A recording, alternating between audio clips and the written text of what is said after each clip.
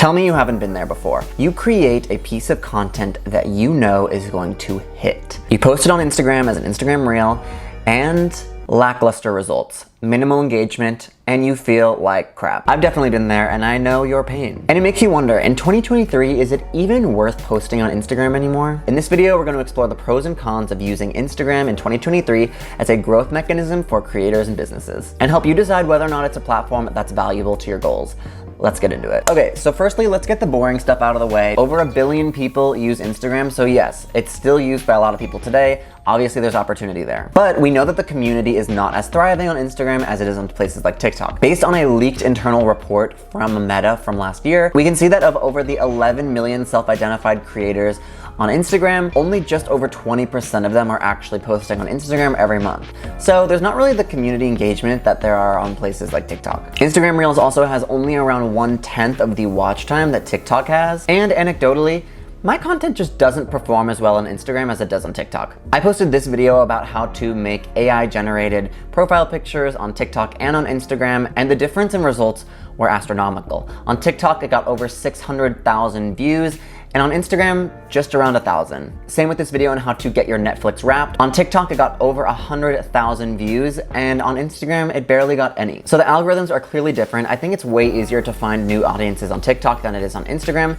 So what does Instagram have going for it, honestly? So all of the data aside, I think there's a couple really important things we need to discuss when choosing whether or not Instagram is a place that you should be posting on. My first point is something that I don't think a lot of people think about, but is truly very important, and that is the opportunity cost. So let's say you're spending 10 hours a week on your Instagram strategy. That includes strategizing, coming up with ideas, actually executing them, posting them, responding to comments, things like that. Obviously, that's a lot of time, and if you're not getting results on your time spent doing that, then something needs to change. You could spend those same 10 hours a week to try a new tactic, like posting long-form content on YouTube rather than posting short-form content every day, or maybe writing blog articles for your website. These could be two viable channels that maybe you haven't tried yet that could increase your business impact drastically. But if you're putting all of your time into a time sink that isn't paying off, then you may want to consider using that time to post somewhere else. And listen, that's not to say that Instagram is a time sink. For some people, it can work really well and is a viable platform to grow their business.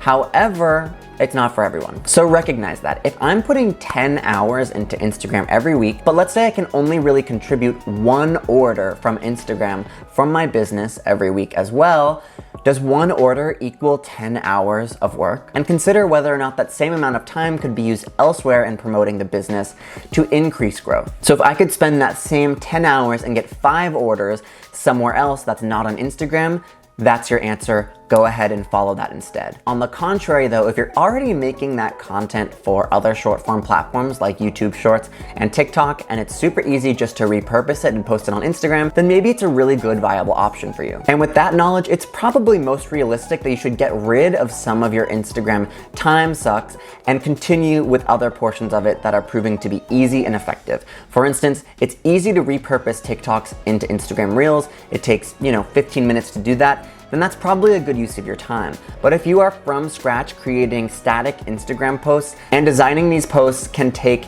an hour each, and you're trying to post one every day, maybe it's not worth it. So you need to analyze yourself. What's effective at growing my business? And if portions of Instagram or the entire thing aren't contributing to that, you have your answer. However, you guys have probably been seeing a lot recently about how TikTok is maybe on the brink of being banned. And for a lot of creators and for a lot of businesses, this can be really scary, especially if this is the place where you have most of your community on. And listen, I can't see the future. I don't know if TikTok is gonna be banned.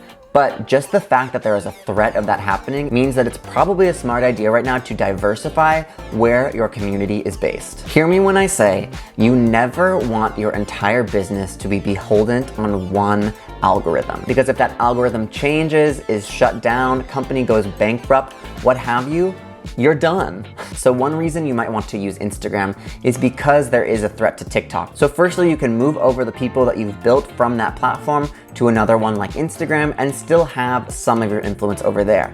But that's not all. Think about it. If TikTok gets banned, where are people gonna go? They're gonna go to Instagram, they're gonna go to Reels, and if you have that platform and foundation already there, and you already know what people want to see, you have the upper hand. You should probably start moving people over to Instagram to a email list. I know a lot of people give me flack when I say that. I think a lot of people think that email is like a dead marketing channel, but it's truly the only way for you to have direct communication to the inbox of your followers. And that way, no matter what happens, if TikTok is banned, if Instagram dies, you have some place to communicate and get information to the people who love you. So should you be posting on Instagram in 2023? That's up to you, that's up to your business. This all depends on how much time you're putting into Instagram, how much growth or revenue you're getting from Instagram, and whether or not you need to harbor your community on a place other than TikTok. These are the 3 most important things to me right now, and so I hope this helps you decide whether or not Instagram is important to you